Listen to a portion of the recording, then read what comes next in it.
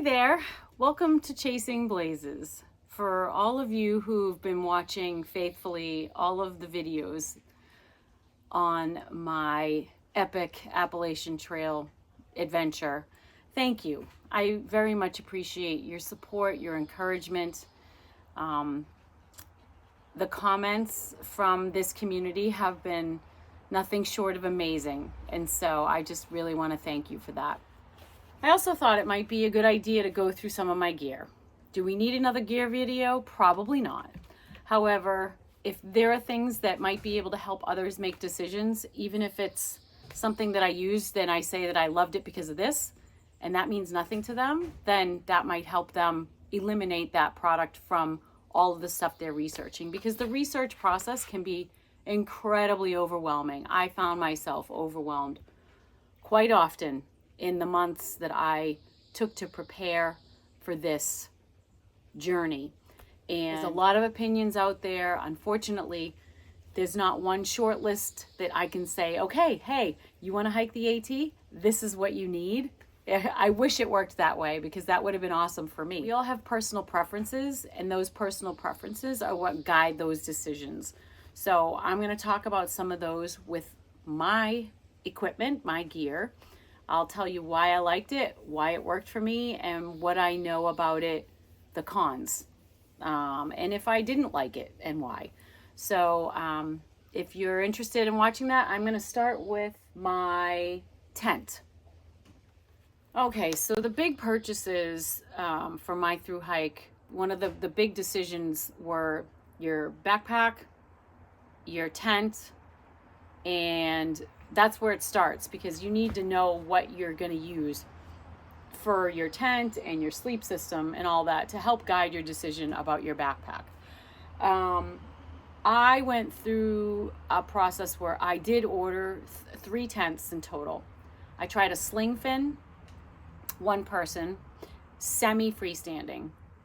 I immediately didn't like it. The size didn't work. I didn't like the semi freestanding. The weight was great, but it just was not the right tent for me. I wanted to make sure that I was able to fit my gear in my tent with me, all of it. Some people are fine leaving their pack outside. I did not want that because a couple reasons. One, my start date was February 14th. It was important to me to be able to keep my backpack in my tent to protect it, completely protect it from freezing rain, snow, any of the elements that could be a challenge. So I also bought the Big Agnes copper spur. A lot of people loved it, saw it on the trail a ton. Everybody who had it was really happy with it. So that's certainly a great option for you, especially if you want a freestanding double wall tent. The difference between, I'm going to try and give you my opinion. There's probably somebody out there that has a better definition of the difference between a single wall and a double wall. But I'll tell you what I know. A single wall is basically you have one piece of material and that's it for your tent. One piece of, you don't have a separate rain fly. The double walls have a separate rain fly. And the nice thing about that is it gives you better airflow and you don't have condensation issues with a double wall tent. The single wall tents are notorious for having condensation issues. I think when the temp drops below, Captain used to say, I think it was 50 degrees. And then when you get condensation in your tents, sometimes it can feel like you are in a rainforest. I'm not joking. I've had condensation turn to icicles in my tent, and I've had condensation dripping on me and my sleeping bag gets wet. I've had all of those situations. Camping by a river and camping on grass will almost always guarantee you have condensation in a single wall tent. The nice thing about the single wall tents, they are very lightweight. And that was what got me. So my main goal, I ended up ordering the Zpacks Duplex. This thing, I don't remember what the weight is. Sorry. You can Google it and find out. I'm shooting from the hip here. What else is new? I went with the Zpacks Duplex. The Duplex because then it offered me plenty of room. I thought my husband, when he visited, might hike with me and potentially camp with me. He did not end up doing that. But the other reason I wanted the Duplex is because there was plenty of room to spread out my gear in my tent and have my sleep system spread out. So it was a really wonderful space to be, especially if I might be hunkered down in bad weather or whatever, and I wanted to have everything around. This thing is lightweight. It was great. I loved my tent.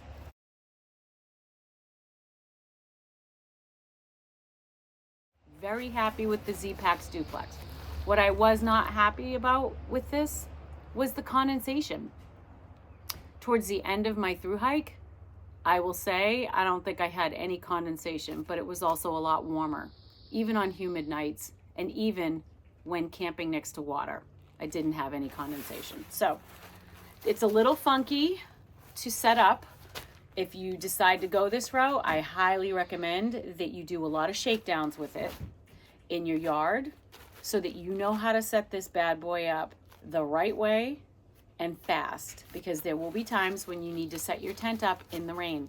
So you want to make sure that you know how to do those guy lines and get everything done. The other thing with my tent, I decided to go, instead of buying the ground cover from Zpacks, I decided to go with Tyvek.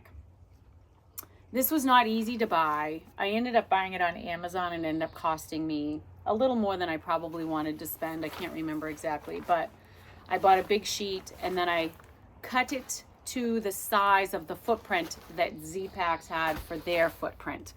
And this thing was amazing. I also ended up using this in shelters underneath my sleep system. It just gave me an added layer of protection against the boards in a shelter. And I also, to be perfectly honest with you, I also liked having this as a barrier because some shelters were kind of icky, and I didn't want my sleeping bag, my quilt and my pad to get gross on the floor of some of the shelters, like mouse poop. People eat in shelters. Sometimes they're just not the cleanest place. So that was also nice to use in the shelters. So this served dual purpose. Anything that you have that serves a dual purpose for a through hike is a win. So I used this, and I bought this, and it was super loud and crinkly. So then what I did with it was I washed it. Don't put it in the dryer. I washed it multiple times in my washing machine to get it soft, and it worked. Then I also crumpled it up in a ball multiple times, and you can tell this has hardly any noise. When you get a brand new piece of Tyvek, you'll know the difference. They are crazy noisy. And the last thing I wanted to be was the noisiest person in the shelter or at the campsite. So I wanted to make sure this was nice and soft. Also just made it easier to pack in my pack.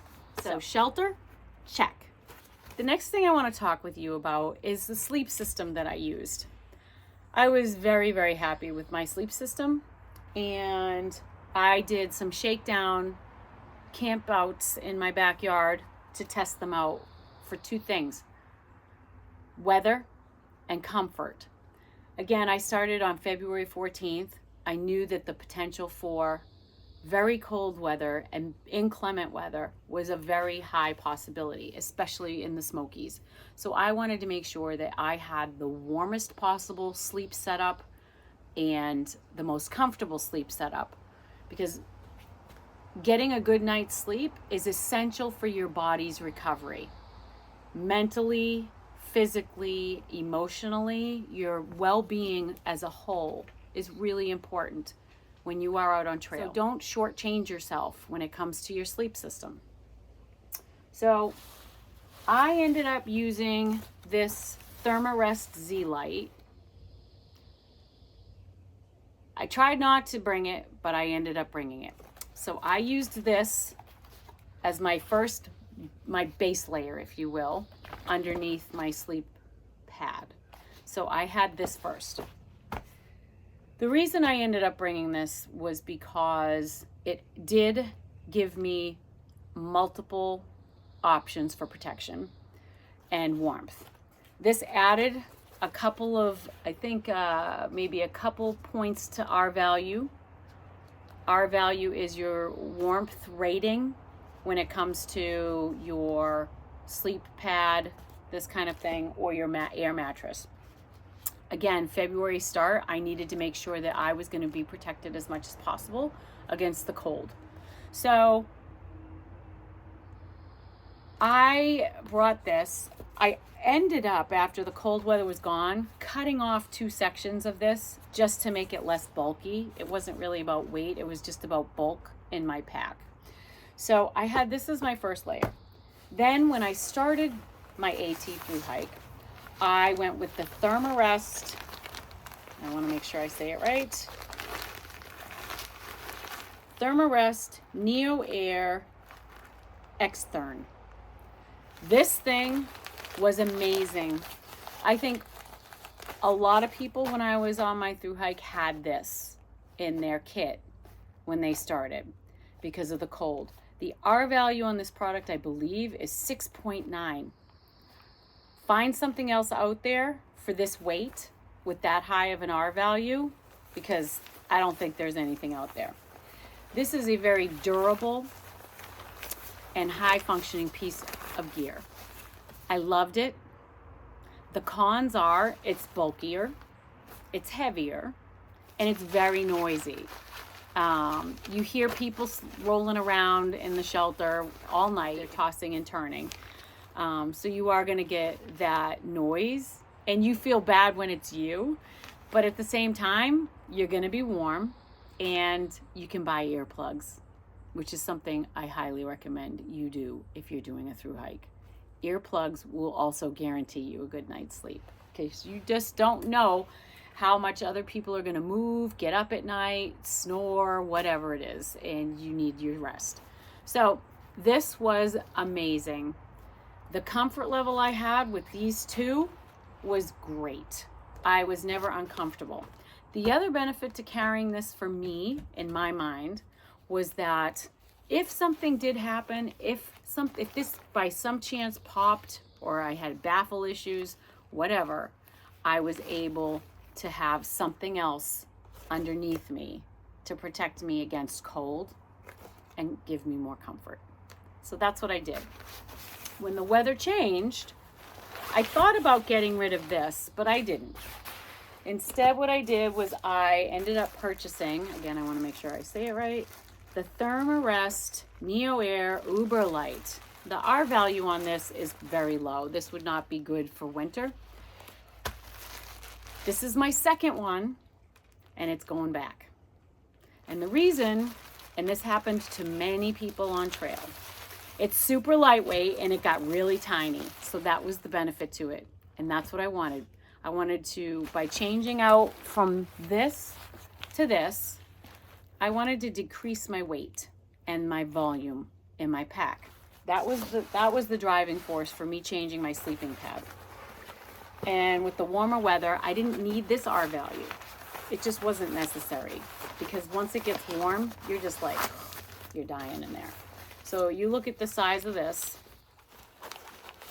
Okay, you look at the difference. It takes up a lot less volume. It's much less weight in your pack. So that was why I went with this. I didn't need the warmth.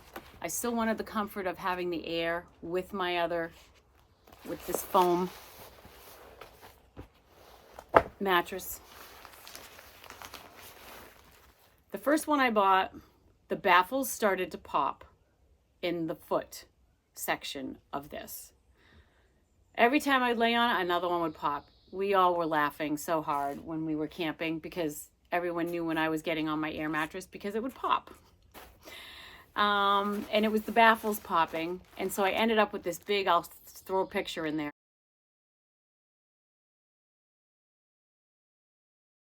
This big fluffy, it's almost like a big footrest at the end of my air mattress. So my husband helped me out. He contacted Thermarest. They sent one right back out to me. I was able to, they didn't even ask for the other one back. Their customer service was exceptional. Obviously this happens a lot. It did happen to other people on the trail, that I'd heard about, and they did the same thing. Thermarest replaced it right away. So I got my new one. Then I think I had it for a very short amount of time. I got a hole in it, patched the hole. Cup of tea helped me patch the hole. It was pretty funny. And then the baffle started popping in the foot section of this one too. So this one is also going back. I am not buying another one of these. I'm going to go with the next level up because I'm not doing a through hike right now. It doesn't have to be ultralight. So, but I do want to get my money's worth. So I do want a lighter one than this for temperature. But I'm not going with this again. This product has failed twice on me now, so I'm done. They're too expensive. This bad boy. Woo-hoo. This might have been one of my favorite little pieces of equipment. Katabactic gear. Quilt. This is the Flex. It's a 15-degree quilt. I went with the quilt for a few reasons. I did a lot of research. Quilt over a sleeping bag. I don't like the mummy type system, but this is kind of a mummy type system. I just had to sort of get used to it. But you also have the option to open it up and use it as a blanket, which I loved. I bought the 15-degree down. I think it was whatever the highest fill count I could get. And I also got, they have like a water treatment that they can do, like a water repellent treatment to the feathers. So if they get wet, it just gives them a little bit more protection and repellency, because when down gets wet, it no longer functions the way you need it to. And that's not good. Not in February, not when you're through hiking, and you need this to be what keeps you alive, what keeps you warm, what keeps you able to sleep and get your recovery rest. So I went with this quilt. I did a lot of research. I saw a lot of people out on the trail that had Enlightened equipment also. Very, very happy with their bags or their quilts.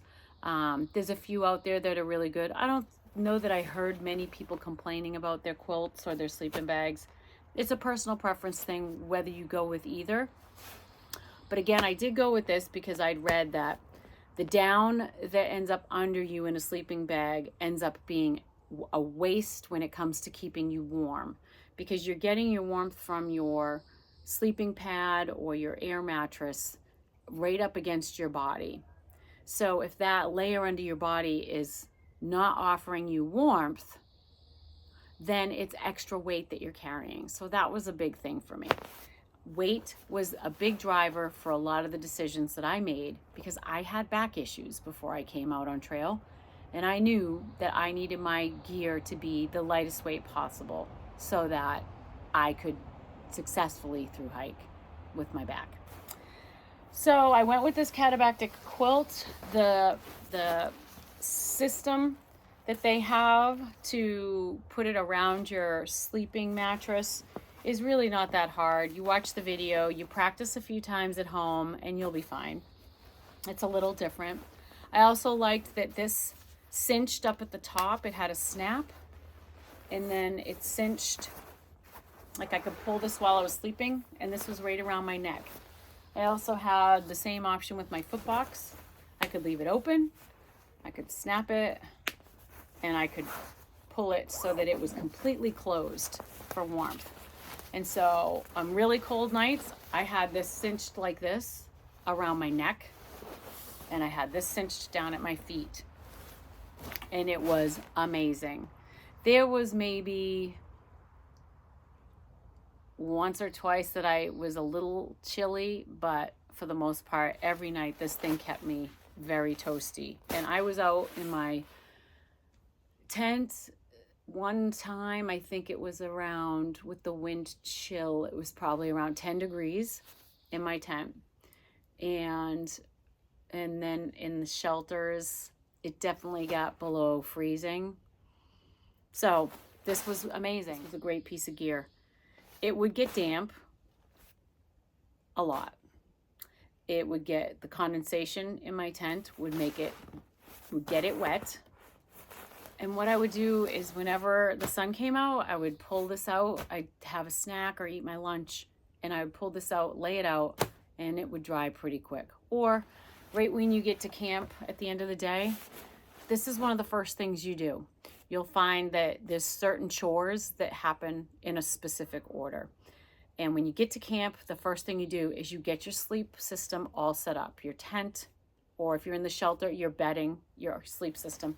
You get your stuff laid out, you fill up your air mattress, you get your sleeping bag out, and you let it fluff. You fluff it around, and eventually it gets better. But that's why I got the treated down, because then that would help it still function even if it got wet.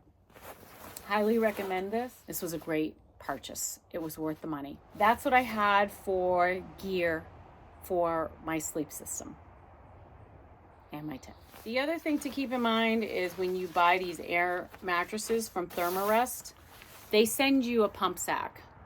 I didn't know that at first, and I bought a separate pump sack, but you don't need to do that with Thermarest. They send this with their mattress, so that's cool. So my pillow. I've used the inflatable pillows before. I really don't like them. They end up, if I overinflate them, they end up just being too bouncy, too hard.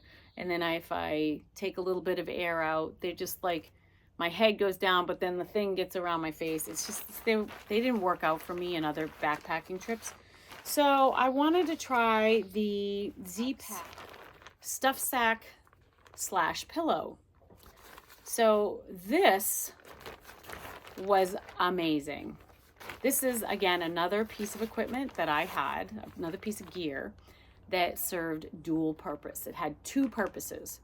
This was what I put my clothes in, and at the end of the day, I'd take all my clothes out of this, flip it inside out, and it had this nice soft side, and I put all the clothes back in, zip it up, and then this was my pillow. So it served as my clothing bag and my pillow, and it was fabulous. I really liked it.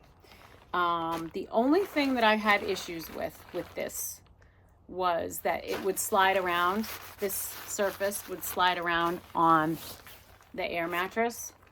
So I would take either one of my smart wool tops, or towards once I got my alpaca, I'd put my alpaca on the air mattress and this on top of it, and it didn't slide around nearly as much. So that was my only complaint. The other good thing about using this is if all my clothes didn't fit in this, then maybe I had too many clothes. So it was helpful for me to have a limited amount of space to put my clothing. Kept it simple. So I highly recommend this.